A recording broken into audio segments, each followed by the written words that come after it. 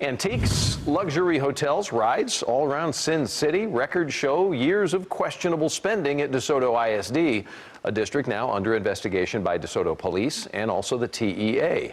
Once for Justice investigator Alana Otler joining us tonight. So the district is also in debt, correct? It is, Doug. This school year, the Board of Trustees voted to borrow a short-term loan for $6 million to maintain operations. After that, the district made news for delaying teacher paychecks around Thanksgiving. But the records we uncovered show spending problems that date back much further. Merry Christmas. It's December 2014, and then Assistant Superintendent Gabrielle Lamagnier is in Venice. Arrivederci.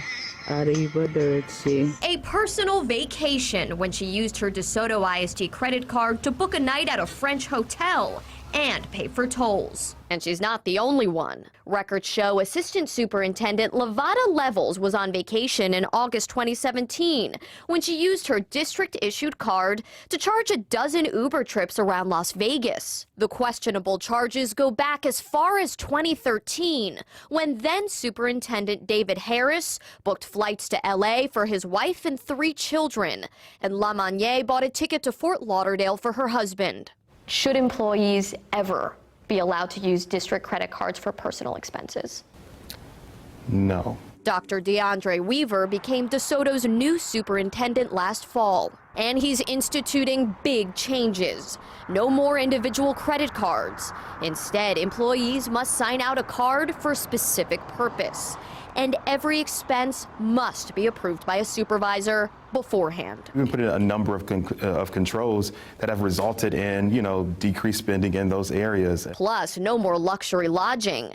Credit card statements show charges at the Four Seasons in Austin, the W Hotel, and Hotel Zaza in Dallas. We don't have to, select the best options for lodging, but just the ones that are most efficient. Not only that, the I-Team discovered 165 hotel stays booked on district cards between 2015 and 2017. But the district could only provide a reason for travel in 35% of those trips. Why was there so much documentation missing to support these trips? Again, it's really hard for me to give an explanation for something that I was not a part of. Records provided by DeSoto ISD show in many cases administrators were approving their own receipts. For example, a $250 tablecloth described as a security expense. $1,000 spent on 7 custom bobblehead dolls for a school board appreciation night. In one 2-week period before Christmas 2013, Lamagnier charged more than $2,000 at Ross, Belk, Hobby Lobby, and an antique mall. She recently told us those purchases were for decorations for the office Christmas party. She also provided receipts showing she repaid at least $600 for her personal expenses, including the Paris charges and the flight for her husband. Lamagnier says that was allowed under the previous superintendent. It's a different expectation, a different culture. But Weaver says under his watch, no one should ever use public money for personal reasons. We're doing our absolute best to turn this ship around and move it into a direction that's acceptable to everyone. Just yesterday, we received a new batch of receipts showing Lamagnier repaid more than $2,000 to the district between 2014 and 2017.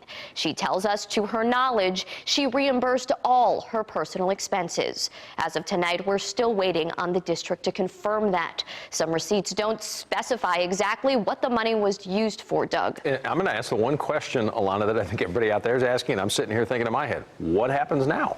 Well, DeSoto ISD confirms it's still reviewing Level's previous spending. She's the only one who still works there. The district did not provide any records of reimbursement by Levels or Harris.